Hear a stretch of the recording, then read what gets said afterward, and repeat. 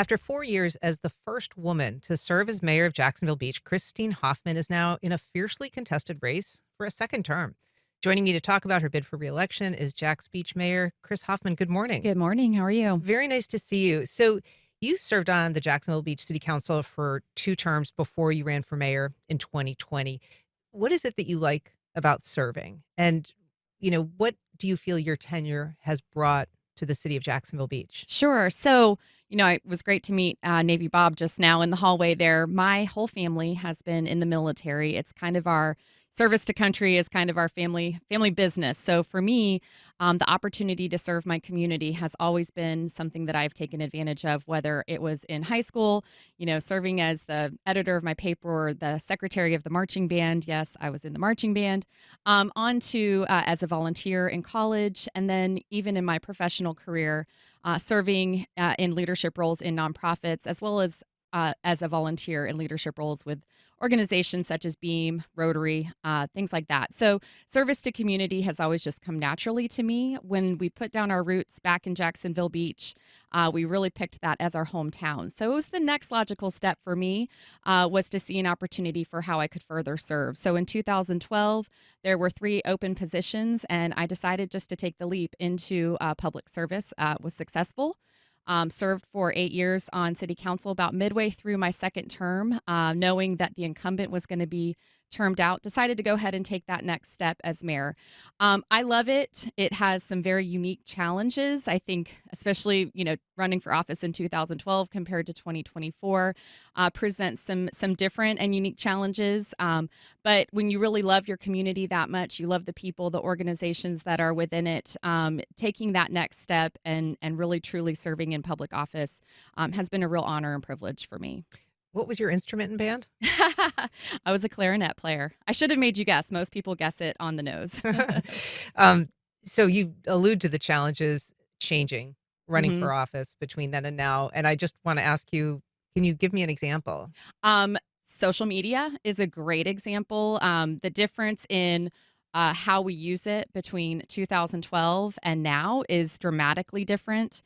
So, not even just in running, but also in serving, you have to try to stay ahead of misinformation, and it's almost impossible to do. And I think anybody who's trying to inform the community, inform the public on anything knows that. So, trying to keep, and from a city perspective, trying to make sure that our communications are reaching the citizens where they are. And that is really, it's different. When I was growing up, there were 3 news channels. We all watched the same basic news. We all read the same newspaper. And now people can go to a multitude of different sites for their news, some of which are not even news sites. So trying to stay ahead of that of information, make sure the correct information is out there is a really definitely a challenge that has evolved over the past 12 years. And you're part of organizations like Rotary, the Chamber. Do you think that people are less likely to take the chance and run for office now? Do you hear that? I do. I think it's definitely not for the faint of heart. You're really putting yourself out there. You're exposing yourself quite a bit. I think there are still a lot of great people that are getting involved in our city more and more on our city. We have a great list of prospective candidates for our city boards, people that are taking the step to serve in some way, perhaps not in elected office. So I want to encourage people to continue to do that, to continue to get involved. But it's a challenge and it's daunting to people. So I really appreciate and respect people who do throw their hat in the ring to run for office. If you're just joining us, we are talking to Chris Hoffman. She is the mayor of Jacksonville Beach, and she's running for reelection. And she will take your calls and questions at 904-549-2937, or you can email them to firstcoastconnect@wjct.org. I want to run through just a couple of issues that have surfaced during your term. One big one was height limits. It was a very contentious issue. There was a proposal to allow one kind of city block to exceed the height limit that was imposed by residents. And you supported the idea of allowing that exceedance. It was like from 35 to 55 feet, I think. I supported putting it on the ballot for the voters to decide. It is in our charter, so any change to that would have to go to the voters for their approval. And let me go back. So the original height amendment was put in the charter in the early 2000s. So it was a time where there was booming growth at the beaches. There were condos going up everywhere, real high rises. And if I could go back in time and ask the city leadership at that time to take this issue seriously, because what happened was the city wasn't dealing with it, and it went to the citizens to put this initiative on the ballot, and it limited the entire city to 35 feet. But what happened from there was that property owners were able to sue, and in many cases were able to earn vested rights to go higher than 35 feet. So there are still several properties, and one condo building in the south end that's being built now, that are over 35 feet, and they're allowed to as a result of that initiative. So there were some unintended consequences to that. Do you have a sense how much the city has spent defending those cases? I don't actually. I mean, it was so long ago, it probably wouldn't even be a relevant dollar amount at this point, because we're talking 20 years or so Those now. suits don't continue? No, so they sued under the Burt Harris law, which is a Florida law. So they were able to, I think they were all settled, but they gave the property owners a certain amount of height that they could go to. So if you have that granted height, you're going to go that high because you're one of the few now that can do that. So, so I wish it was handled by the city leadership at that time, that in a reasonable way. For example, our downtown area is all limited to 35 feet, but we have two buildings, the Metropolitan and Pablo Towers, that are much higher than that. So, what we did put on the ballot was one property. It's right now a surface level parking lot or street level parking lot that is behind the Four Point Sheraton, which is a hotel on the beach, and in between kind of the Walgreens and the Carrabba's there. So there was no residential impact. We are going to redevelop that into a multi-use property, including a parking garage, businesses, restaurants, things like that. So we decided to ask the voters, would they want this project to go up to 55 feet, which is comparable to Spring Hill Suites or Pier Point. So the voters said no, and that's fine. We're going to go, that property will be redeveloped at 35 feet per the charter of the city of Jacksonville Beach. I want to ask you about that height limit. Is that 35 feet above basically the ground elevation? I'm just curious in terms of planning for a resilient future, Mhm. how you encourage people to build up and still maintain that height. Yeah, I think it is from the crown of the road is what the height is from. And that's another, that's we're landlocked. There's only so much land in Jacksonville Beach. So when we're talking about space for things like affordable housing, a lot of experts in that area would say go higher if you can. And unfortunately, or fortunately, depending on your perspective, that's a charter issue. So it would have to go to the voters. The voters clearly spoke. I'm perfectly fine not bringing height back to the voters at this point.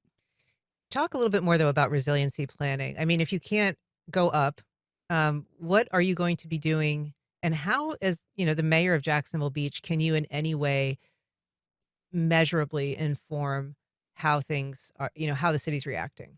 I can say we have done a lot in that area. We have done extremely huge projects for stormwater.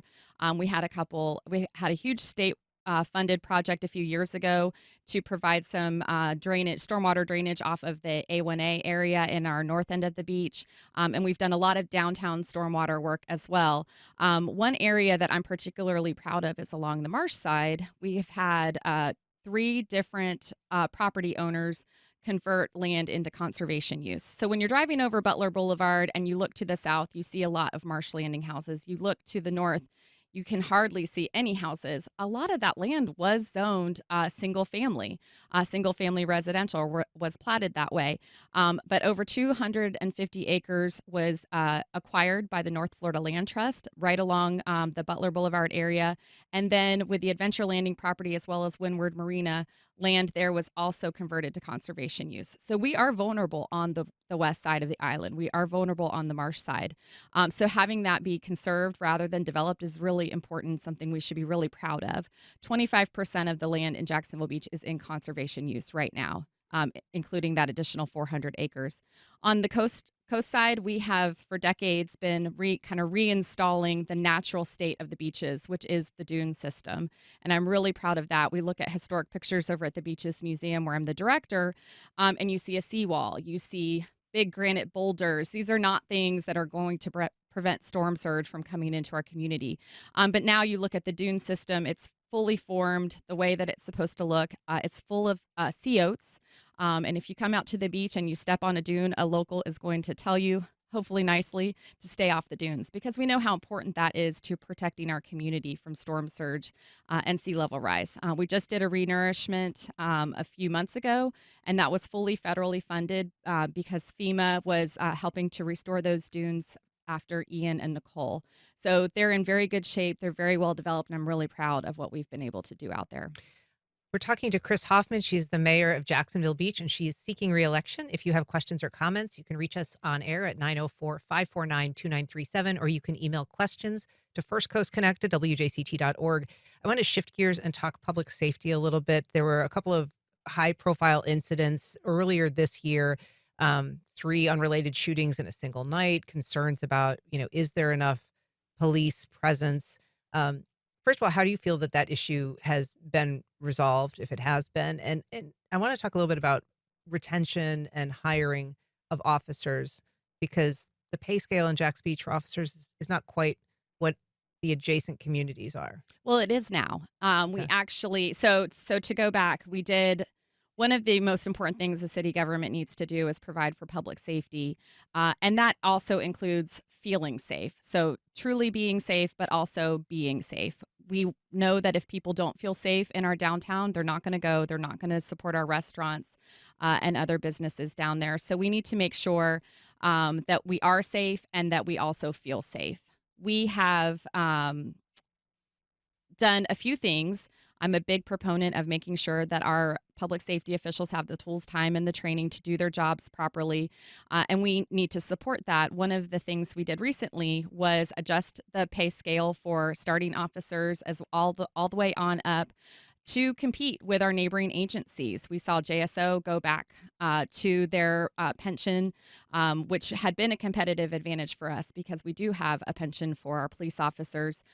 So we had to make sure it's just like any other organization or company. We are competing for talent with our neighboring communities. We have done a great job with our recruiting efforts, with our onboarding, with our training, incentivizing people that come to our agency with experience, that they can bring that experience to us. So we also have installed a very great camera system through our downtown area. We've given several of our cars license plate readers, but we're also trying to prevent issues. We're trying to work with our local business owners in our downtown area to help identify issues before they become problems. We're working on restructuring our paid parking to make sure that we have more parking that is actually accounted for when we're in season and when we have the paid parking going on. So I think there's a lot of different things beyond just public safety, beyond just our police officers that we can do to enhance public safety and the feeling of safety in our downtown area. So, is it fair to say that the Jacksonville Beach police officers are getting the same wages as adjacent Neptune Atlantic beaches, or is it still lower than I that? believe that when we passed the pay scale adjustment, that we became the highest paid. I believe. Okay. And so are you seeing more retention or diminishment of the shortage that was being seen earlier this year of, maybe 20 officers down, I think, below what your police chief had And that wanted? was a variety of issues. We had some people out. We had people on medical, but it was a problem. It was a lower amount of officers than we wanted or needed. We did add 4 positions, and I do feel that they are getting very close to fully staffed. I don't have those numbers off the top of my head, but I do feel that our police chief is optimistic that we'll get there. One other big issue that has been contentious at the beach are the trails that are being, you're still laughing a little bit. This is the urban trail plan. I think a lot of people love the idea of an urban trail plan. It's safer for pedestrians, it's safer for cyclists. But the way this plan works is it actually steps on land that some people didn't realize was public property when they bought their home or they use it as a driveway. it's city-owned right of way, but a lot of people didn't realize that and feel like they're losing land that belongs to them. I think that it's a great idea that was poorly rolled out, and we all learned a lot of valuable lessons from that because there was a ton of enthusiasm behind the concept. We are a bike riding community. We want to be able to get safely from point A to point B on a bike, pushing a stroller, walking a dog, whatever the case may be. What I am encouraging now is that we look at the areas that have little to no impact on people's front yards because I get it. One thing we were hearing is that's just going to have people coming closer to our house. Even if they do understand that's right of way, it is still giving people kind of the ability to walk right through their yards, and we don't want people to feel that way. So we have a few areas that I'm supporting, which one is a grant funded area. It's a federal grant to help enhance the pathways to school. So over by San Pablo Elementary and Fletcher Middle School. So that actually needs a lot of work. We just did the National Walk to School Day there, and we walked all the way around. I think it was very strategic for them to have us do that because it was very plain to see that area needs some help with safe pathways to school. And who participated in that? You say "we." Was it the council altogether, or Yeah, so we were all invited to come out. Our police officers, both Jacksonville Beach and Neptune Beach, had representatives there, members of the school board, police department, the entire school, San Pablo Elementary. Every student came and walked with us. So it was great to see. It was a lot of fun, but at the same time, all the city council members were looking around at areas where sidewalks were not maintained, or maybe they just ended, and seeing that we really have a lot of work to do there to ensure a safe passage to school. So the other areas, we're working on Jacksonville Drive. It goes along a busy road. So we want to continue. There is a small segment of urban trail on Jacksonville Drive, and we want to continue that from South Beach Parkway up to A1A. And then we're also going to talk about First Street, and that's something that we've pushed that off a little bit, but First Street is very, very busy with bike traffic, and we have there was a poor design that was installed in before I came into office, just before maybe around 2010, that included some on-street parking that just is not working for us. So instead of kind of trying to fix it with a few little things, we're going to do an overhaul of First Street. That'll be a few years down the road, but I think that's going to be something that's really helpful to people who want to ride their bike, walk down First Street, etc. will limiting car traffic be part of that? I can't say yet because we have not started to have those discussions, but to me, everything is on the table. All right. Um, just finally, we were going to have your opponent, Georgette Dumont, on the 22nd of October on First Coast Connect. She's a former beach council member, a colleague in that way. She's been mounting a very strenuous campaign. Just briefly, what are your thoughts about your candidacy versus hers? So it is easy to take pot shots from the sidelines when you are not in it, and you're able to just sit there and point out all the negative. I'm very positive about Jacksonville Beach. I'm positive about our future. We have a lot of great things going on, and I'm really excited for the opportunity to serve another 4 years. I have been in it, and I have the support of our fellow mayors. I have the support of our state representatives and our federal representatives. Those relationships do not come overnight. I'm a proven leader, and I'm looking forward to using that to benefit Jacksonville Beach for the next 4 years. All right, Mayor Chris Hoffman, thank you so much for being here. Thank you.